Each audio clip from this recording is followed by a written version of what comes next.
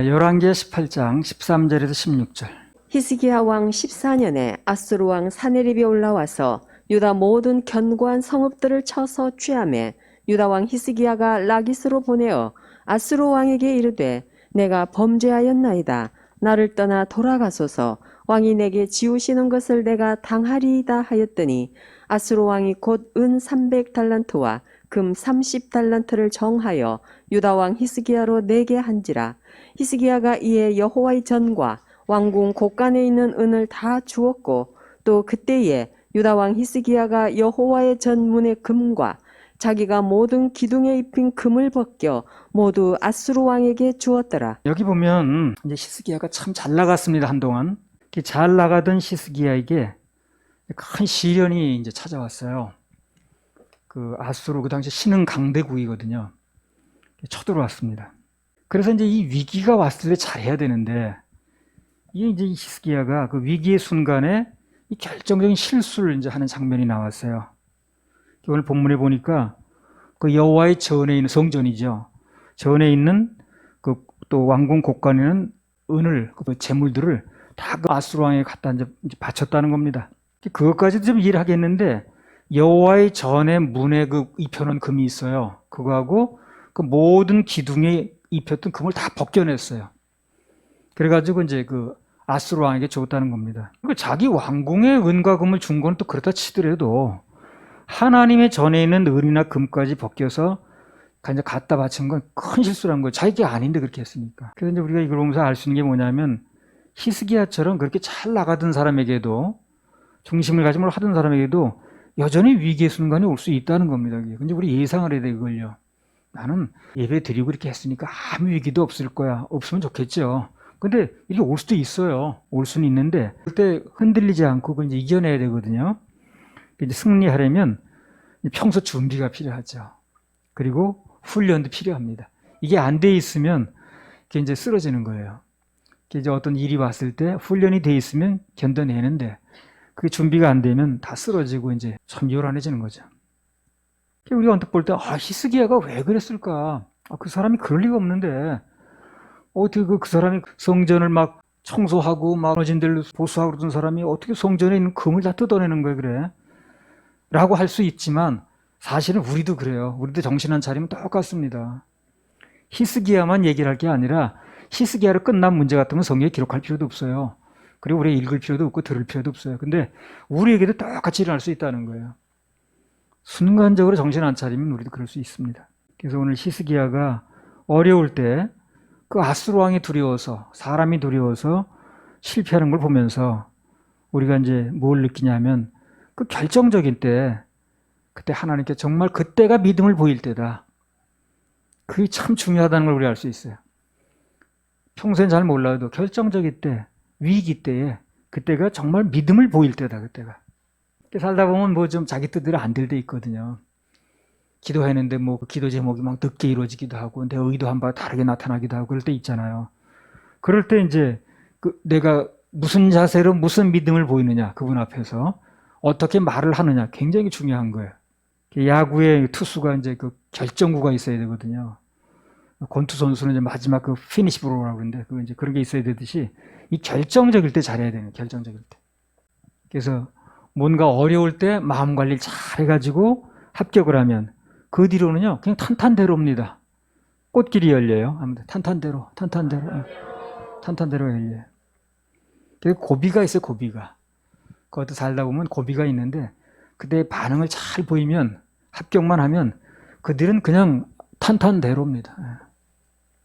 그 창세기 22장에 보면 아브라함이 독자 이삭을 번제로 드리라. 큰 시험거리죠 그거요.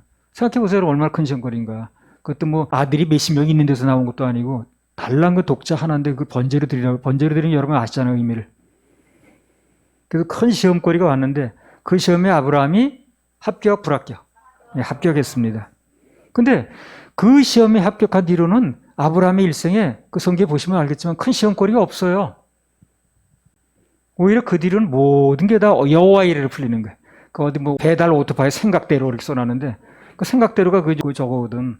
여호와의 이래거든. 모든 게 여호와의 이래로 풀리는 거예요. 뒤로. 결정적인 순간에 믿음을 한번 보이니까. 그리고 이제 고향에 뭐 그 동생들이 잘 됐고 뭐 하는 다 좋은 소식들. 그 당시에는 뭐 카톡이 있었던 것도 아니고 고향의 소식이 알기 힘들었거든요. 궁금한 거야. 근데 그게 이제 좋은 소식이 막 들려왔다고요. 그 성경에 나오지 않습니까? 그래서 고비가 왔을 때 그때 마음 관리 잘 해야 됩니다. 그 마음 관리를 하려면 평소에 훈련이 중요해요. 훈련이 안 되면 알면서도 안 됩니다. 그게 평소에 많이 말씀을 듣고 적용을 하고 훈련이 돼 있으면 그런 일이 왔을 때 자기가 이제 그걸 적용할 수 있거든. 그것만 되어지면 그 다음에 이제 탄탄대로가 열리는 거예요. 그리고 이제 그게 아브라함이 그 결정적인 순간이 왔는데 그 어려운 시험을 통과했지 않습니까? 아들을 번제로 드리라고 하는 것이요. 근데 그 시험을 통과할 수 있었던 그 근본 원리, 근간, 마음의 기초가 뭐냐면 그 아브라함 마음속에 하나님을 경외하는 마음이 있는 거예요. 이 경외하는 마음이 있는 사람은 이겨내 그걸요. 시험이 없는 게 아니고요. 시험이 있을 수 있다니까요. 그런데 이겨내는 사람과 쓰러지는 사람의 차이는 근본적인 차이가 뭐냐면 하나님을 경외하는 마음이 있는 사람을 이겨내더라고 그걸. 그래서 하나님을 경외하는 마음만 있으면 어떤 시험이 와도 견뎌낼 수 있습니다. 그 마음이 약한 거예요. 쓰러지는 사람은 환경이 더 세냐 가벼우냐 그 얘기가 아닙니다. 어느 환경이든 자기에게 닥친 건 다 어려워요. 남의 환경은 뭐 쉬워 보일지 모르지만. 근데 그것을 이기느냐 지느냐 여부는 하나님을 경외하는 마음이 있느냐. 경외하는 마음이 있는 사람은 이겨내요. 환경보다 하나님이 커 보이니까. 근데 하나님을 경외하는 마음이 약한 사람은 쓰러지는 거예요. 여기. 그래서 경외하는 마음이 있으면 시험이라도 이긴다는 것은 그 시험거리보다 하나님이 더 커 보이는 거거든. 그리고 그분이 더 어려운 거예요. 그러니까 우리 보통 그렇잖아요. 사람 사이에서도 화가 내가 엄청 났어. 근데 상대가 어려운 상대가 옆에 있어. 그러면 화가 나도 그 앞에서는 조금 눌러 참죠. 그죠? 왜? 그 사람이 어려우니까. 하나님이 어려우면 하나님을 경외하는 마음이 있으면 환경이 어려워도 그걸 이겨낼 수 있는 거예요. 그리고 그 사람이 환경 여부가 아닌 거예요. 환경은 누구나 있습니다. 각자 나름대로. 근데 어떤 사람은 이겨내는 사람이 있는가 하면 어떤 사람은 쓰러지거든요. 그 차이는 그 마음속에 하나님을 경외하는 마음이 있느냐 여부라는 거죠. 보면 하나님을 경외하는 마음이 있는 사람은 말들이 함부로 안 하더라고. 환경이 어려워도. 어려운 거예요 그분이. 근데 그냥 하나님을 경외하는 마음이 없는 사람은 그냥 막 뭐 극단으로 막 나가버리는 거죠. 그래서 하나님께서는 매사에 그분을 경외하는 사람을 귀히 여기십니다. 하나님을 경외하는 사람은요 하나님께서요 참 귀하게 해요. 그래서 우리 모두가 물론 그렇겠습니다만 특히 어린아이들은 이 인격이 형성되는 단계부터 어려서부터 주님을 경외하는 마음을 갖도록 이렇게 도와주는 게 참 중요합니다. 그 마음만 가지면요 일생을 살면서 하나님을 경외하는 마음만 있으면 그 사람은 그렇게 흔들리지 않아요. 흔들릴 환경이 와도 이겨냅니다. 뿌리가 거기 있다니까 환경 여부가 아니라니까요. 환경은 누구나 있는 건데 뭐. 근데 환경이 와도 이기는 사람은 하나님을 경외하는 마음이 있는 거예요. 그리고 아브라함이 이긴 거예요. 그래서 자 보세요. 창세기 22장 12절. 사자가 가라사대 그 아이에게 내 손을 대지 말라. 아무 일도 그에게 하지 말라. 내가 내 아들 내 독자라도 내게 아끼지 아니하였으니 내가 이제야 내가 하나님을 경외하는 줄을 아노라. 자 보세요. 그가 독자 아들을 아끼지 않고 드릴 수 있었던 것은 뭐라는 게 원인이? 하나님을 경외하는 마음이 있어 그렇다고 그러지 않아요? 하나님이 정확하게 진단하시는 거예요. 너 그가 이길 수 있었던 것은 아들을 번제로 드리라는 엄청난 시험을 이길 수 있었던 것은 내가 바로 내 마음속에 하나님을 경외하는 마음이 있는 거야. 그래서 내가 이긴 거야. 거기 합격했다고 얘기를 하는 거예요, 지금. 합격했다고 판정을 내리는 겁니다. 그러니까 그렇게 이길 수 있는 원인이 어디 있었다는 거예요. 하나님에 대한 경외이 있었다고 말씀을 하시잖아요. 하나님의 경외하는 마음이 있는 사람은 하나님이 그 사람을 함부로 하지 않습니다. 가장 좋은 것을 예비하시고요. 또 귀하게 쓰시고요. 그러니까 이제 이 말씀을 읽어보면요. 하나님께서 처음부터 여러 가지 그 사람에게 아브라함에게 연단도 거치고 또 이런 시험도 거치게 하는 이유가 궁극적인 목적이 나오는 거예요. 궁극적인 목적이 그분을 경외하는 자로 만들겠다는 겁니다. 경외하는 자를 만들겠다. 다시 말하면 예배하는 자로 만들겠다는 계획이 있었던 거예요. 그 계획을 가지고 쭉 오는 거예요. 일관되게. 그러니까 시험 종류는 여러 가지였지만 그 시험에 그것을 통한 하나님의 목적은 딱 하나라. 예배에 성공하는 자로, 경외하는 자로 만들겠다는 거예요. 그러면 그다음부터 문제가 안 되거든. 어떤 게 와도 이겨낼 수 있으니까. 그래서 여기서도 그 독자 이삭을 아끼지 않고 드리는 그 시험에 승리한 그 아브라함에게 하나님을 이제 경외하는 줄 알았다 그러잖아요. 그러니까 경외라는 걸 목적으로 이제까지 훈련해왔다 그 말 아니에요. 그렇죠? 그러니까 내 마음 가운데 어떤 경우에도 하나님을 경외하는 마음이 내가 생겼다면, 그것이 그 마음이 자라가고 있다면, 그러면 환경 그렇게 걱정 안 해도 됩니다. 왜? 능히 이길 수 있고요. 그 환경 처리하는 거 일도 아니야, 하나님께는요. 복도 창조하시고 화도 창조하신다 그랬죠. 환경도 그분이 만드는 겁니다. 그 욥 보세요, 욥은요, 그죠? 그렇게 뭐 어려운 일이 막 벌어지고 그랬잖아요. 아들들이 다 죽고 뭐 재산이 날라고 그래도요. 입으로 범죄치 않았다 그랬잖아요. 하나님 경외하는 마음이 있는 거거든. 욥이 나중에 어떻게 됐던가요? 망하는 걸 끝났습니까? 그렇지 않아요. 다 2배를 받았습니다. 그래서 어떤 일이 벌어졌을 때 그것을 통한 하나님의 계획과 섭리를 아는 게 중요하거든요. 그래서 하나님께서 이걸 통해서 내 인생을 망하게 하려는 목적이 아니야. 이걸 통해서 하나님께서 전화위복으로 역사하시고 더 좋은 간직거리를 만드시고 결국에 하나님께 영광 돌리게 하시려는 거야. 그 예레미야 나오잖아요. 우리를 향한 목적이 그분이 무슨 저주하고 그런 게 아니라고 그러잖아요. 그래서 그 하나님의 계획과 심정을 아는 게 중요한데, 근데 아브라함은 바로 그게 된 거예요, 지금. 그게 된 거예요. 그리고 합격을 했던 겁니다. 합격.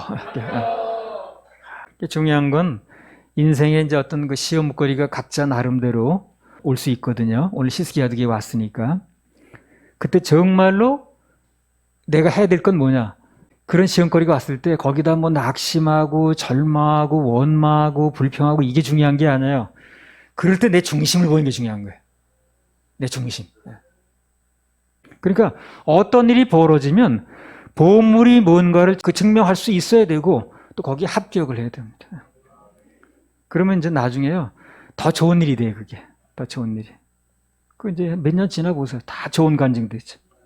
근데 그런 실력이 붙으려면 평소에 그분을 경외하는 마음이 있어야 된다는 거예요. 그분을 경외하는 마음이 있어야 그런 실력이 붙습니다. 그 경외라는 말이 참 좋은 거예요. 참 우리 신앙생활의 가장 핵심적인 용어 중에 하나는 경외라. 나 이 경외라는 말을 참 좋아합니다. 경외. 하나님을 경외하는 마음이 있는 사람은 모든 자세도 틀리고요. 어떤 일이 났을 때 반응도 틀리고요. 말하는 것도 틀리고 다 틀려요. 이 경외하는 마음이 참 중요한 거라. 앞으로 누군가 아들을 혹시 낳으면 이름을 경찬이라고 한번 지어보세요. 경배와 찬양. 그래서 그 이름대로만 살면 그 아이의 일생은 보장됩니다. 일생 동안 경외하는 그 마음이 있으면 참 수지 맞습니다. 하나님의 경외하는 마음이 있으면요. 환경 일도 아니에요. 다 넘을 수 있어요. 그분을 경외하는 마음이 있으면. 예배에 늘 성공할 수 있습니다. 인생에 어떤 일이 선택하는데 기준이 딱 섭니다. 이 경외하는 마음이 얼마나 중요한가. 열왕기하 18장 16절. 또 그때에 유다 왕 히스기야가 여호와의 전문의 금과 자기가 모든 기둥에 입힌 금을 벗겨 모두 아수르 왕에게 주었더라. 자, 이 사람 실패가 원인이 뭡니까? 히스기야 실수한 이유가 뭐예요? 하나님이 경외하는 마음 어디로 가버리고 순간적으로 아수르 왕이 두려운 거예요. 두려운 게 경외하고 두려울 경자거든 그게요. 그러니까 간단히 말하면 이 일이 벌어진 원인이 뭐냐면 하나님을 두려워하는 마음이 없어지고 아수르 왕을 두려워하는 거예요. 거기 실패의 원인이 오는 거예요 지금. 하나님을 경외하는 마음이 있으면 그렇게 하겠어요 이 사람이? 어디 감히 성전에 금을 띄어다 갖다가 아수르 왕한테 줍니까? 있을 수 없는 일이지. 그러니까 순간적으로 하나님을 경외하는 마음은 어디로 가버리고 이 아수르 왕이 이제 경외의 대상이 돼버린 거예요. 그래 경외가 얼마나 중요하냐는 거예요. 우리 삶 속에서. 어떤 환경을 놓고 성공 여부가 거기 달렸는데 히스기야도 성공을 이제까지 해오던 갑자기 이렇게 된 이유가 뭐냐면 하나님을 경외하는 마음이 아수르 왕을 경외하는 마음보다 식어져 버린 거예요 갑자기. 사람을 두려워하면 올매 걸린단 말이 그 말이에요. 하나님을 두려워한단 말을 경외라는 용어로 쓰는 거예요. 그러니까 하나님보다 사람이 두려운 거예요. 그러니까 일이 안 되겠지 뭐. 하나님을 두려워했다면 어떻게 그렇게 하나님 전에 있는 그걸 떼어다가 아수르 왕한테 줄 수 있겠냐는 거예요. 안 되는 거죠. 그래서 이후부터는 히스기야의 그 실수하는 장면이 쭉 나와요. 18장에 그 교훈을 앞으로 뭐 몇 주 이렇게 더 받을 겁니다. 이제. 그래서 이 인생을 살면서 하나님을 경외하는 마음이 굉장히 중요하다는 거예요. 그리고 인물을 키워도 그런 사람을 키워야 돼요. 하나님을 경외하는 마음이 있는 사람을 키워야 되고, 직분을 줘도 그런 사람을 줘야 되고, 모든 마찬가지라. 하나님을 경외하는 마음이 없는데 뭐 하냐고, 그 사람이. 하나님을 두려워하는 마음이 없는데. 무슨 24시간 누가 날 따라다니면 감독합니까? 그럴 수는 없어요. 그렇죠? 하나님은 24시간 날 보시거든. 그래, 24시간 하나님을 경외하는 마음이 있는 사람이 그렇게 함부로 일할 수 없거든. 말도 그렇게 함부로 할 수 없거든. 그래서 하나님을 경외하는 마음이 그렇게 중요한 거예요. 그래서 일꾼을 쓰든 또 인재를 길러내든 누굴 도와주든 키우든 근본적으로 그 마음에 하나님을 경외하는 마음이 있어야 되는 거예요. 그래서 어렸을 때 그런 인격이 들어갈 수 있도록 아이들을 지도를 해야 됩니다. 열왕기하 18장 14절에서 16절. 유다 왕 히스기야가 라기스로 보내어 아수르 왕에게 이르되 내가 범죄하였나이다. 나를 떠나 돌아가소서. 왕이 내게 지우시는 것을 내가 당하리이다 하였더니 아수르 왕이 곧 은 300달란트와 금 30달란트를 정하여 유다 왕 히스기야로 내게 한지라. 히스기야가 이에 여호와의 전과 왕궁 곳간에 있는 은을 다 주었고 또 그때에 유다 왕 히스기야가 여호와의 전 문의 금과 자기가 모든 기둥에 입힌 금을 벗겨 모두 아수르 왕에게 주었더라. 히스기야라는 왕이요, 다윗하고 요시아하고 합해가지고 이스라엘에서 3대 성군으로 불리는 사람이에요. 아주 유명한 사람이에요. 그 히스기야를 뭐 특별히 얘기를 한다면 조상 대대로 내려온 산당을 없앴잖아요, 이 사람이. 네, 산당. 그리고 중달됐던 유월절도 부활시켰어요, 이 사람이. 그리고 또 지난번에 얘기했죠. 모세 이후로 아무도 손대지 못했던 그 놋뱀, 그걸 깨트렸잖아요, 이 사람이. 문화재급인데. 그 외에도 뭐 성전 정리를 해서 대대적인 신앙 개혁을 했거든요. 근데 그 히스기야가, 그랬던 히스기야가 아수르의 침략을 받으니까 하나님을 의뢰하는 마음을 갖는 게 아니라 그 대신에 아수르 왕에게 조공을 바쳤다는 거거든요. 자, 그리고 이 사람이 뭐라고 또 얘기를 하나 보세요. 열왕기하 18장 14절. 유다 왕 히스기야가 라기스로 보내어 아수르 왕에게 이르되 내가 범죄하였나이다. 나를 떠나 돌아가소서. 왕이 내게 지우시는 것을 내가 당하리이다 하였더니 아수르 왕이 곧 은 300달란트와 금 30달란트를 정하여 유다 왕 히스기야로 내게 한지라. 유다 왕 히스기야가 이게 뭐 아수르 왕한테 뭐라고 얘기를 했냐면 내가 범죄했다 이렇게 얘기를 합니다. 아니 뭘 범죄했다는 건지 모르겠어 나는 이 사람이. 히스기야가 아수르 왕한테 뭘 범죄했는지, 이제까지 하나님만 믿고 의뢰했다는 게 잘못된 건지, 신앙개혁과 그 산당을 다 깨트려 버렸다는 거, 그런 게 잘못됐다는 건지 이해가 안 돼. 아무튼 히스기야가 하는 이 언행을 보면 이제까지 했던 그 히스기야하고는 영 다릅니다. 전혀 다른 모습이에요. 그래서 정말 멋있게 살았던 하나님 앞에서 이게 순간적으로 이렇게 되는 걸 보니까 정말 우리도 긴장이 되더라고. 야, 이게 순간적으로 이렇게 될 수 있구나, 사람이. 나는 전혀 아니야. 이렇게 말할 수 없다는 거예요. 순간적으로 이렇게 되는 거예요, 이 사람이. 사람은 너나 할 것 없이 위기의 순간이 오면 평소와 다른 행동 얼마든지 할 수 있습니다. 겸손해야 되고요. 하나님 앞에서 내 마음을 늘 낮춰야 되고요. 경계해야 되고 그렇습니다. 열왕기하 18장 16절. 또 그때에 유다 왕 히스기야가 여호와의 전 문의 금과 자기가 모든 기둥에 입힌 금을 벗겨 모두 아수르 왕에게 주었더라. 여기 보니까 히스기야도 일단 시험 드니까 늘 다른 사람이 하듯이 못해, 이 사람이. 뭘 못하는 거야? 하나님 것과 자기 것을 구별을 못해. 그러니까 자기 왕궁에 있는 거나 주든가 말든가. 하나님의 전의 것은 손대지 말아야죠. 그렇죠? 그건 자기가 아니잖아요.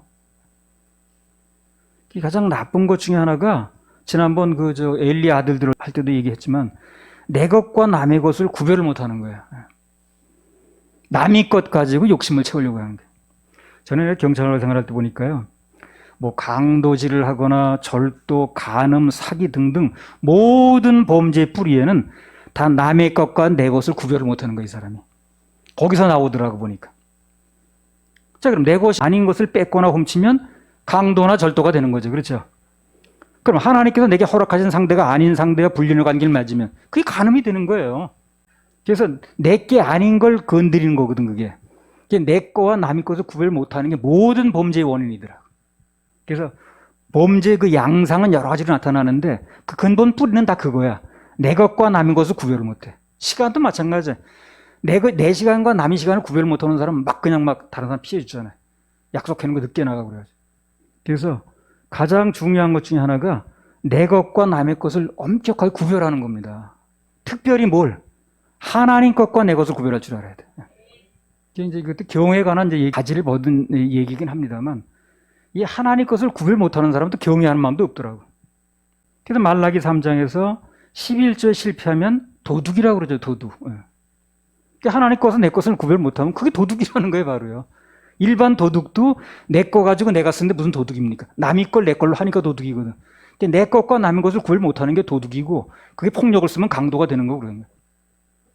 남녀 관계는 불륜이 되는 거. 그래서 누가 됐든 하나님 것을 구별 못하면 하나님 앞에서는 도둑이 되는 거예요. 예. 사무엘상 2장 12절. 엘리의 아들들은 불량자라 여호와를 알지 아니하더라. 지난번 주중 예배 때 하나님을 알지 못하면 불량자라고 그랬죠. 예. 오늘 대부분의 부모들이 자식들 세상 교육에는 엄청 신경 씁니다. 막 뭐 옮겨가고 난리치는 거예요. 예. 거기 뭐 돈도 투자하고 말해. 예. 가외로 또 다른 사람 애들보다 더 가르친다고 그러고. 그런데 정작 하나님을 아는 것에는 신경을 안 써요. 그러니까 결론은 뭐냐? 불량자 만들고 있는 거예요. 불량자.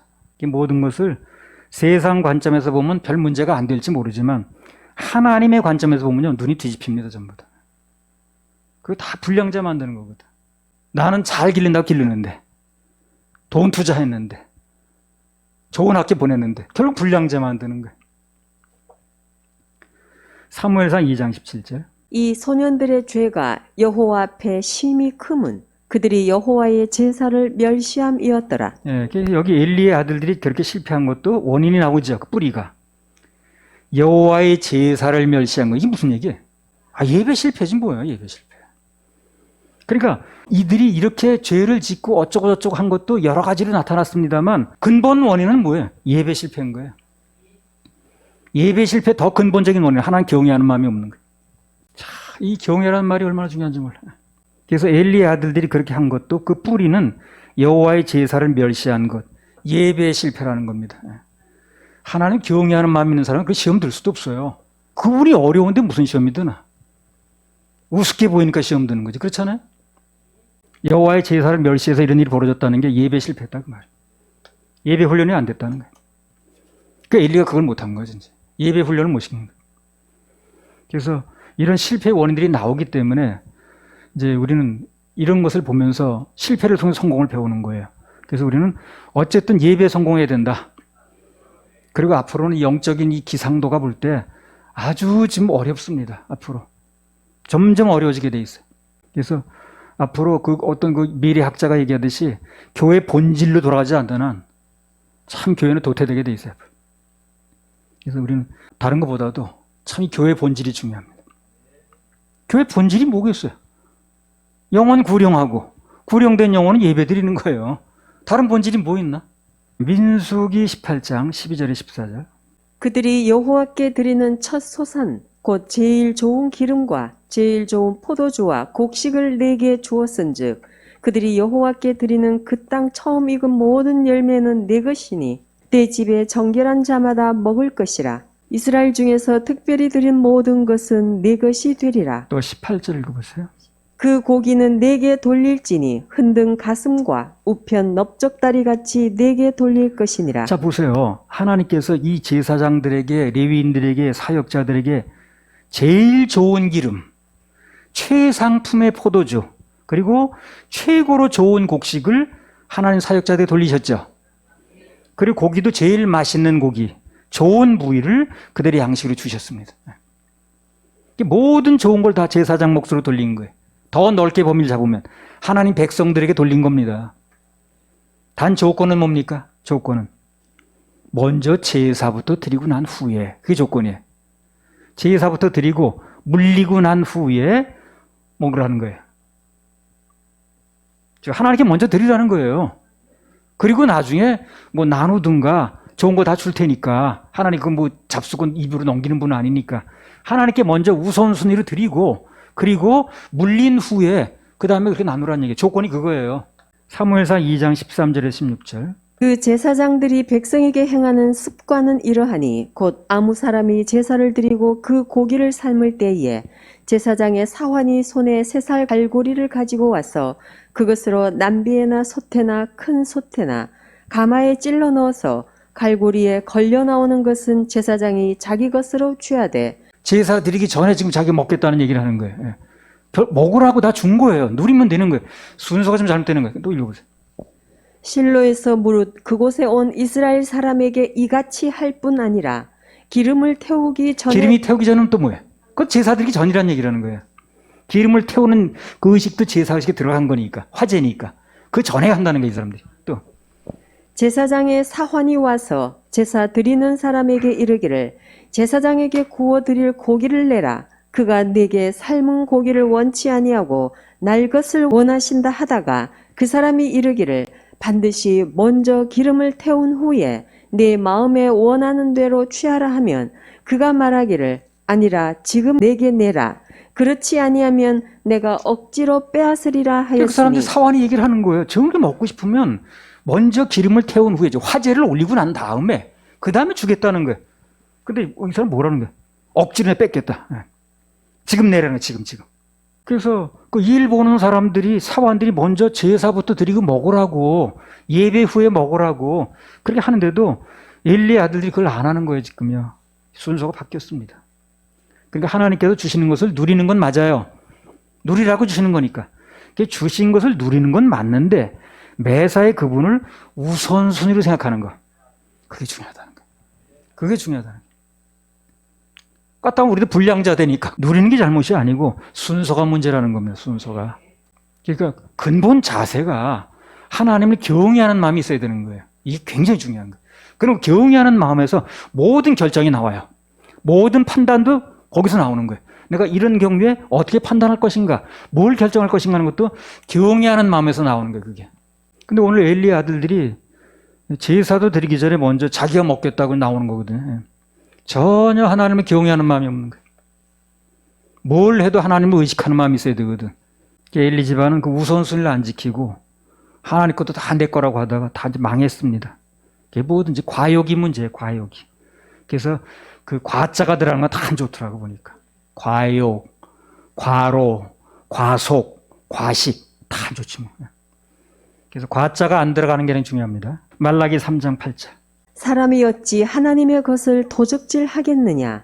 그러나 너희는 나의 것을 도적질 하고도 말하기를 우리가 어떻게 주의 것을 도적질 하였나이까 하도다.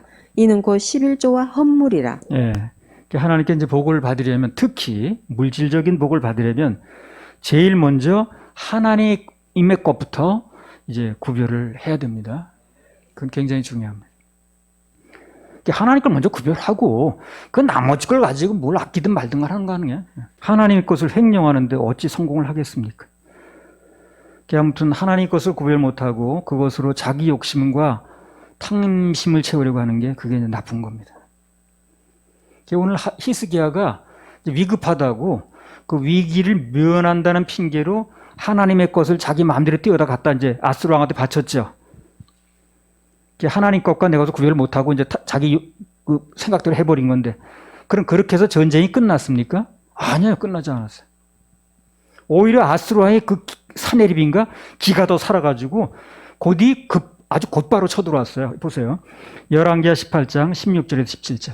또 그때에 유다왕 히스기야가 여호와의 전문의 금과 자기가 모든 기둥에 입힌 금을 벗겨 모두 아수르 왕에게 주었더라. 아수르 왕이 다르단과 랍사리스와 랍사게로 대군을 거느리고 라기스에서부터 예루살렘으로 가서 히스기야 왕을 치게 하매 저희가 예루살렘으로 올라가니라. 저희가 올라가서 윗모 수도곁 곧 세탁자의 밭에 있는 큰 길에 이르러 서니라. 바로 그 앞절에서 보냈다고 그랬죠. 보내고 바로 그 뒷절에서 이게 나오는 거예요. 아무 관계없이 아무 효험도 그냥 쳐들어왔어요. 속만 보여서 괜히 하나님 앞에서. 중심만 하나님 보였으면 이 전쟁도 막아지고 하나님 일을 하시는 건데 괜히 속만 보였다니까. 그리고 바로 그 앞절에서 다 뜯어서 보냈는데 바로 그 뒷절에 이게 나오는 거예요. 쳐들어왔다는 거예요. 아무 효험도 없는 거지. 그래서 그 일은 아무 덕도 못 보고 히스기야 일생에 5점만 남겼습니다. 5점. 그래서 이런 것을 우리 정답으로 알면 되는 거예요. 아, 위급한 순간에 내 중심을 하나님께 보이질 못하고 그건 모면하려고 그냥 뭐 사람 둘이서 걷다 갔다 바치고 했더니 편법을 썼더니 그게 좋은 결과 나오지 않더라는 게 답이 나왔잖아요. 그게 성경이 전과라니까. 전과는 답을 써놓은 게 전과 아니에요. 더 심각한 건요. 오늘 히스기야 이 행동이 오늘 이렇게 하는 행동이 아수르 왕이 전쟁에 쳐들어오니까 막 여호와의 전을 막 뜯어다 금을 띄어다 붙이고 어쩌고 뭐 갖다 바치고 하는 이 과정을 아들 므낫세가 다 봤다는 거예요. 이걸 그 므낫세가 어릴 때거든요. 아주 감성 예민한 나이에 이걸 본 거예요. 그래서 아 위기의 순간이 오면 저렇게 하는 거구나 아버지가. 그러니까 자기 그 가지고 있던 신앙이 다 무너진 거지. 무슨 신앙이 견디겠어요 그게? 그 아버지가 그렇게 하는 걸 보면서.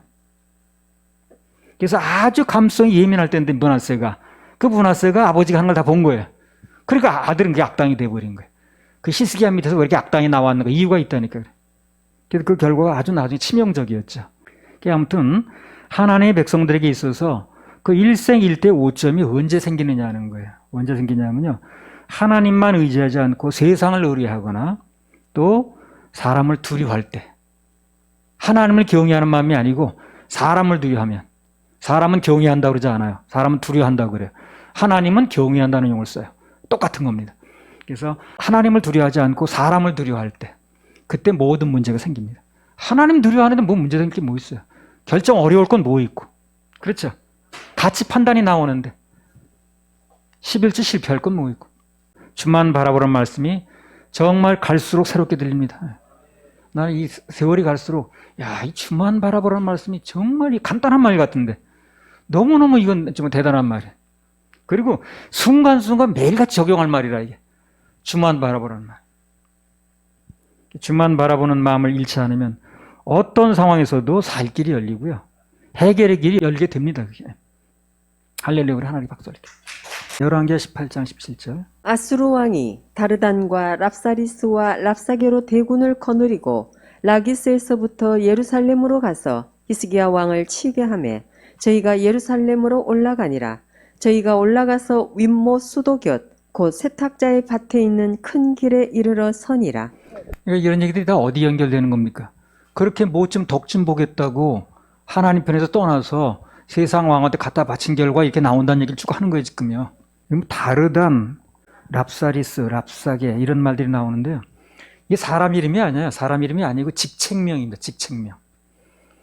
다르단이라는 군사령관 그런 뜻이에요. 랍사리스는 환관장, 랍사게는 국방장관 그런 뜻입니다. 직책명이에요. 아무튼 그들이 이스라엘 수도의 예루살렘까지 올라왔어요. 이 사람들이. 그래서 윗모 수도 곁에 세탁자의 밭에 있는 큰 길에 섰다고 그랬거든요. 이게 말하자면 이스라엘의 물 공급선을 점령해 버린 거예요. 간단히 말하면. 그래서 거기서 물 공급을 받는 데인데 그 물 공급선을 점령했어요. 이 사람들이. 이스라엘 봐서는 아주 요충지를 잃어버린 거죠. 이런 사건을 통해서 하나님께 늘 들려주시는 얘기가 바로 그거예요. 들려주시는 그 메시지가 그렇게 해본들 결과는 이렇다는 얘기를 하는 거예요. 그러니까 너희는 그런 선택하지 말으라는 거죠. 그런 얘기를 하는 거예요. 그래서 이렇게 하나님 경외하는 마음을 어디 갚버리고 세상 두려워해서 그걸 갖다 줘본들 결과는 이렇게 나왔다는 거예요. 유충지나 잃어버리고 물줄기나 뺏겨버리고. 그 물줄기 뺏겼으면 어떻게 되나 그래. 그래서 히스기야가 눈앞의 위기를 모면하기 위해서 하나님 전에 있는 금과 은을 다 갖다 띄어다 주고 인간적인 방법을 써봤자 아무런 효과 없다. 오늘을 사는 너희들은 그렇게 하지 말아라. 성경에 써놓은 건 말세를 사는 사람들 경계를 위해 썼다고 그러잖아요.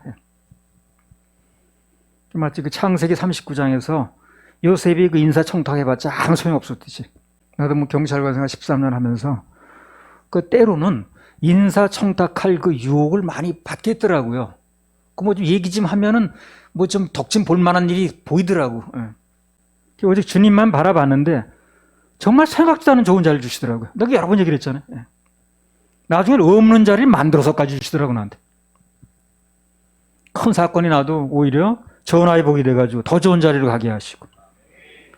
아무튼 하나님만 바라보니까 인사청탁을 해도 못 가는 자리.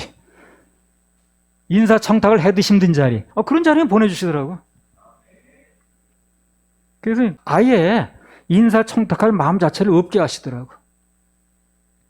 사람들이 볼 때는 아유 저 사람 참 답답한 사람이네 라고 했는지 모르지만 내가 답답한 게 아니고요. 하나님께서 일하시려고 저에게 그런 마음을 주신 겁니다. 따라가니까 그 얘기는 여러 번 했으니까. 사건 터지면 더 좋은 데로 가고 또 어린 보내려면 자리 만들어서 보내시고. 아무튼 오늘 히스기야가 일생일대에 큰 실수를 했는데 한마디로 잘 나가다 망령 들었습니다. 역대하 19장 2절. 하나니의 아들 선견자 예후가 나가서 여호사밧 왕을 맞아 가로되 왕이 악한 자를 돕고 여호와를 미워하는 자를 사랑하는 것이 가하니이까 그러므로 여호와께로서 진노하심이 왕에게 임하리이다. 여호사밧 왕이 하나님께서 미워하는 왕이 아합인데 그들을 도와서 이 큰 재앙이 왔다는 거거든. 근데 돕는 것도 잘 도와야 돼요. 하나님이 미워하는 사람 도우면 안 되는 거예요. 우리는 하나님이 보호해 주셔야 지켜진다 하는 걸 우리 잃으면 안 됩니다. 어떤 일이 있어도 하나님 우리 편이 돼야죠. 하나님만 경외하고 예배 드리는 것이 최고로 안전한 길이고요. 평화를 유지하는 길이고요. 나라가 지켜지는 길입니다. 시편 121편 1절에서 8절. 내가 산을 향하여 눈을 들리라. 나의 도움이 어디서 올꼬? 나의 도움이 천지를 지으신 여호와에게서로다. 여호와께서 너로 실족지 않게 하시며 너를 지키시는 자가 졸지 아니하시리로다. 이스라엘을 지키시는 자는 졸지도 아니하고 주무시지도 아니하시리로다. 여호와는 너를 지키시는 자라. 여호와께서 내 우편에서 내 그늘이 되시나니 낮의 해가 너를 상치 아니하며 밤의 달도 너를 해치 아니하리로다. 여호와께서 너를 지켜 모든 환난을 면케 하시며 또 내 영혼을 지키시리로다. 여호와께서 너의 출입을 지금부터 영원까지 지키시리로다. 네, 내가 산을 향하여 눈을 들리라. 나의 도움이 어디서 오냐? 이걸 알라는 거예요. 내 도움이 도대체 어디로부터 오냐는 거예요. 그것만 알아도 내 도움이 어디로부터 오는가 그것만 알아도 이 사람 헛짚지 않거든. 내가 산을 향하여 눈을 들리라. 나의 도움이 어디서 올꼬? 나의 도움이 천지를 지으신 여호와에게서로다. 이 인생에서 지혜를 얻으려면 내 도움이 어디서 오는가 그거 정도는 알고 살아야지. 최소한 그거 정도 알고 살아야 그래야 헛짚지 않고 낭패를 당하지 않는 것입니다. 할렐루야. 우리 하나님 박수 올리고 내 도움이 어디부터 오는가? 그리고 나는 결정적인 때 누구 눈치를 봐야 되는가? 누굴 두려워하고 살아야 되는가? 이런 거. 근본적으로 삶 속에서 내 삶을 어떻게 정해져야 되는 문제거든. 판단의 문제거든요.